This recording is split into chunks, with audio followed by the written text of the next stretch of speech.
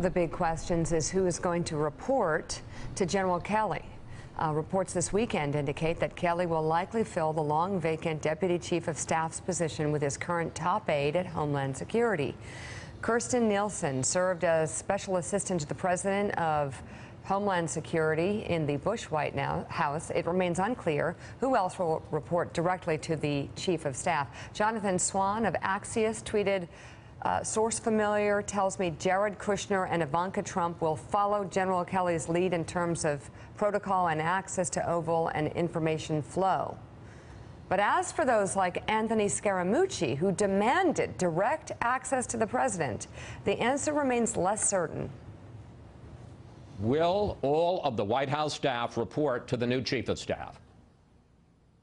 So I will do whatever the president and our new Chief of Staff, General Kelly, asked me to do. Has Scaramucci, who said that he reports directly to the president, has Scaramucci, have you now been told you report to John Kelly? I will speak with General Kelly and the president about that, as I'm sure Anthony Scaramucci will. So, Josh, I don't want to sound condescending to anybody. So I'll just put it this way. Okay. If you were interested in the best interest of the President of the United States, and you were interested in making the President of the United States look strong instead of puffing yourself up for your TV hits, whether you're Kellyanne Conway or whether you're Anthony Scaramucci, if you want what is best for Donald Trump, you will say, yes, I will report directly to the Chief of Staff, because this is something that Donald Trump may not have understood before, but he needs to get now. That actually, when you empower your Chief of Staff and you make everybody go through that door to get to you, that actually makes you look more powerful. This is not about Anthony Scaramucci. This is not about Kellyanne Conway. This is not about Jared, Ivanka. This is about a presidency that's damaged, and the fastest way to fix what ails this White House is putting in a hard-nosed chain of command. That is exactly right. But, you know, I think what else that illustrates, and you touched on it there, humility is missing from this White House. Oh, totally. And it starts at the top. And if you're going to work at the White House, particularly if you have a high-profile job like Kellyanne does, it's easy to think to yourself, Chris Wallace wants to have me on his show. He must think that I'm really smart, attractive, and influential. The truth is, he wants you on his show because you have access to the president, and you have a responsibility to advance the president's agenda. And what people want insight into is how the White House works and what you're doing to advance the president's agenda. And so, but look, it starts at the top. And we haven't seen that kind of humility on the part of President Trump either. Somebody who understands the burden that he now bears, understands the responsibility that he has to represent all Americans. That lack of humility has a way of influencing everything that happens in this White House in a way that is ultimately self-defeating. But if you're not going to be humble, and there have been a lot of occupants in the White House that have not had humility, you better have the discipline to have somebody that can come in and say, no. You can't do that. Before it happens. No, you can't tweet Before that. he presses. And this is not, this is not about me as being General Kelly, your Chief of Staff. This is about you, Mr. President. This is about the institution. You need to tell everybody they come through me to get to you.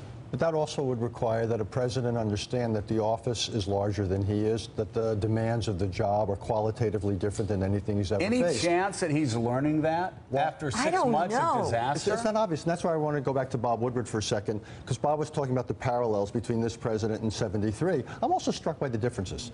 Nixon was there as vice president for 8 years. He had Henry Kissinger at the National Security Council. Nixon wasn't a radical. He obviously did what he did, but also he was a man of the system. And Donald Trump is something fundamentally different. And by the way, different. when the Supreme Court of the United States, Richard, said turn over the tapes, there really wasn't a question in Richard Nixon's mind. He had to turn over the tapes. Nixon, again, was a man even though he knew it would destroy him. He was a man of the system. He wasn't an outside radical. He was someone who broke the law and all that. But the question is now whether we have someone who is of the system in the same way. So, and I'm not. It's not obvious to me. Bob, so every mistake, setback, and failure so far for this president, I'm pretty sure every single one, and there are many, can be attached to either a tweet or an ad lib. So I think that's fair. Yeah. At the same time, what I was trying to sketch out is the conditions. How is the table set? And back in '73, Nixon's lawyers called this all the sharks in the water, or the time bombs. And Trump is in exactly that same situation. Right. There are sharks in the water out there. The biggest are these investigations, particularly Mueller's special counsel investigation, which can Right. literally go anywhere. But in fairness here, the question is, in Nixon, they uncovered massive criminality. I mean, in a way that was unimaginable. We don't yet have the kind of evidence that might lead to some action by Mueller that would lead to, Right. the removal of Trump. But as General Kelly goes in there, what's the relationship with Congress? My God, it's awful. With the Justice Department, also awful. With the media is spring-loaded against Trump for very good reasons because of the things you're talking about. Right. So it is a tough world that they are inheriting, that General Kelly is inheriting, a tough world that Trump is living in.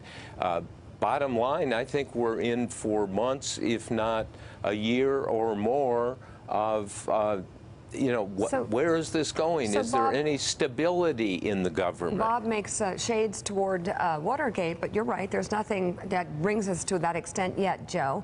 We do, though, look at all those failures being from tweets or ad libs being owned by the president. Right. So how, as Bob talks about Kelly going in there, I mean, it wasn't Reince who said the things the president said.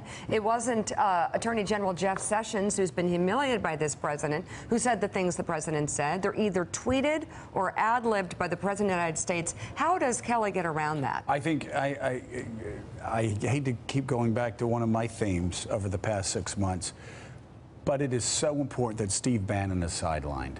It's so important that General Kelly sidelines Steve Bannon, who plays to Donald Trump's worst instincts. But they still come out of the president's mouth. Call the press. I know that. Yeah.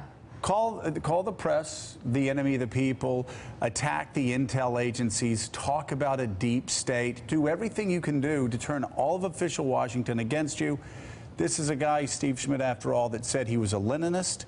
He wanted to tear government down. He wanted to tear everything down. And what he has done, Washington always wins. Washington will be around when Donald Trump is gone. And the same systems will be in place. And so what does General Kelly do to sideline people like Steve Bannon, who are saying, tear everything down and go to war with members of your own Congress? Well, look, a couple of things. When you look at any organization, the White House, of values are set from the top, not from the top guy's chief of staff. And values come from history, right? From the memory of the organization. So General Kelly has spent his life in an organization whose core values are honor, courage, and commitment. And so we know that General Kelly can command U.S. Marines. Can he command this White House F troop? That's an open question. And the last part of it is this, and I don't know the answer. You look at Anthony Scaramucci, you look at the comportment of the President of the United States. No public company CEO, that behavior would not be tolerated by the board, and it certainly wouldn't be tolerated in the office. By the way, the guy that built Uber to be one of the best companies in America as far as growth goes, was pushed out for doing 1/1000th of what Donald Trump has done the first 6 months. Michael Schmidt, what if, though, you have the general coming in at a time where, as Bob Woodward says, he doesn't know everything in Donald Trump's background, and Donald Trump knows things he can never tell anybody. And as Bob Woodward said, Richard Nixon, the investigation starts, it ends up with him owing the IRS $500,000. The Vice President of the United States actually didn't go to jail for Watergate. He went to jail for tax evasion.